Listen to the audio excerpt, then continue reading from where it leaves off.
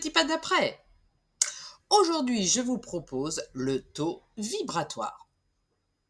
Alors, qu'est-ce que c'est? On en entend parler, «Oh, faut maintenir son taux vibratoire, je vibre bas, oh, quand je ressens des trucs, ça me fait vibrer». Bon, c'est quoi un petit peu cette histoire-là? Alors moi, ce que je vous propose, c'est d'en donner ma lecture.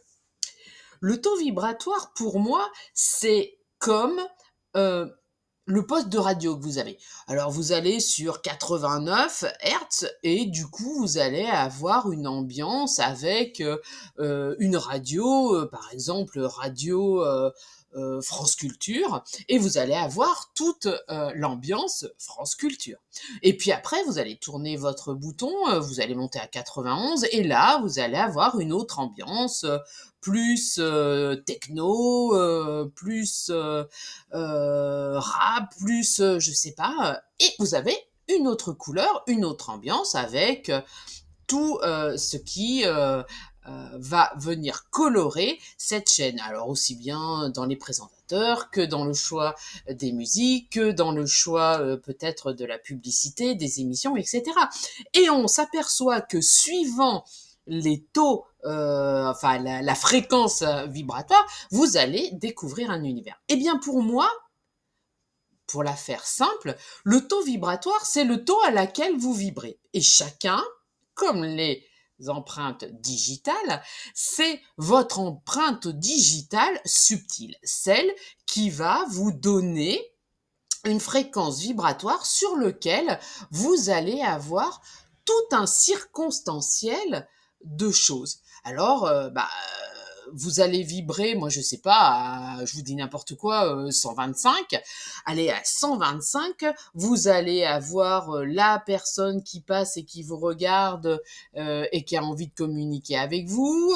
Vous allez avoir envie de manger ça. Vous allez avoir une odeur qui va attirer votre attention, etc., etc. Et on s'aperçoit que tout ce qui vibre à plus ou moins 125 vous est visible.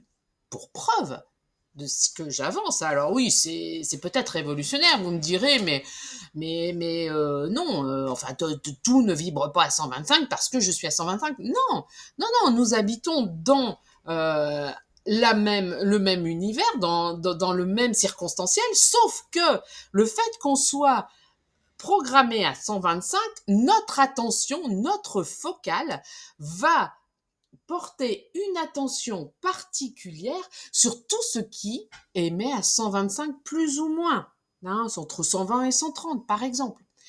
Et là, c'est là qu'on peut comprendre, à partir de ce moment-là, pourquoi, par exemple, si vous donnez 5 appareils photo à 5 personnes sur un même point de vue, vous n'aurez jamais, jamais le même point de vue. Tout simplement parce que ceux qui vont prendre la photo à 123 vont prendre le clocher, l'autre va prendre autre chose. Et en fait, c'est la fréquence à laquelle notre œil, notre attention est portée. Et ce qui est intéressant de comprendre aussi pour moi et qui a été révolutionnaire, c'est de dire aussi pourquoi des fois euh, avec un ami, avec une personne que l'on côtoie régulièrement, ça ne fonctionne plus. Eh bien, tout simplement, pour moi, c'est l'explication que nos taux vibratoires ont évolué et que, par exemple, vous, vous êtes monté à 145 et la personne, elle est dans une phase plus ou moins paisible pour elle, elle est descendue à 110 sur une période suffisamment longue et là, vous ne vous croisez plus. Ou si vous vous croisez, c'est dans quelque chose où vous vous êtes obligé de descendre pour aller rejoindre cette personne-là et vous êtes dans cet inconfort. Et cette personne, elle va continuer à vibrer. Mais là, du coup, vous allez pas du tout aimer aller rencontrer cette fréquence vibratoire avec tous les problèmes, par exemple, de, de choses qui fonctionnent pas, ou d'aliments qui vous correspondent pas et qui vous rendent malade, ou de parfums qui vous sont désagréables, ou d'aller dans un lieu où vous sentez pas bien, etc., etc. Et en fait, tout simplement, il est vain de victimiser quoi que ce soit, c'est juste que c'est le temps pour vous de mettre fin à une relation. Parce que vos taux vibratoires ne vous permettent plus de voir et faire la même chose. Et si, en tout cas, vous avez conscience de ça, c'est effectivement de rendre ça visible pour que celui qui est là est OK pour descendre un peu, mais ça veut dire que celui-ci s'engage à remonter un petit peu.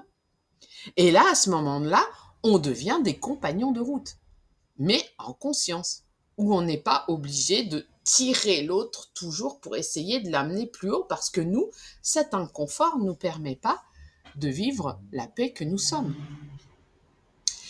Donc voilà, pour moi, cette vision du taux vibratoire m'a juste permis, mais en un clin d'œil, de me dire, waouh, ça y est, je comprends pourquoi il est vain de résister voilà, quand c'est le moment de changer, c'est le moment de changer. Sinon, on est tiré vers le bas et c'est un choix. C'est OK, on peut, on a la liberté, le libre arbitre de tout. Aujourd'hui, ce qui est important, c'est de prendre cette décision à partir d'une conscience.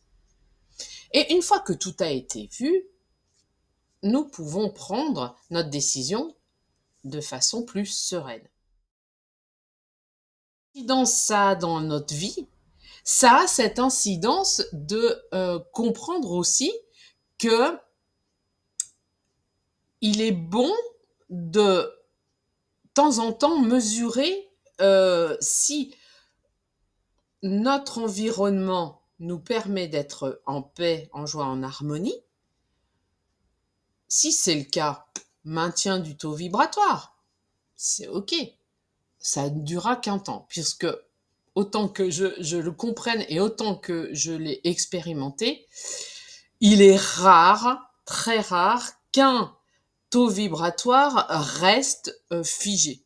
Il y a toujours quelque chose qui vient nous pousser à grandir et à monter un peu plus haut. Alors, du coup, quand ça arrive, ces séismes, ces appels, ça paraît, comment dire, difficile à entendre, mais un pépin, le pépin qui peut nous amener à redescendre un peu, et cette force du ressort qu'on comprime pour pouvoir aller plus haut et sauter sur la marche d'après. Voilà. Eh bien, j'espère que ce taux vibratoire peut-être vous a ouvert une autre façon de comprendre et de mettre de la paix, de la joie et de l'harmonie dans tout ce qui peut vous arriver, et en tout cas de mettre de la conscience. Eh bien, n'hésitez pas à poser vos questions.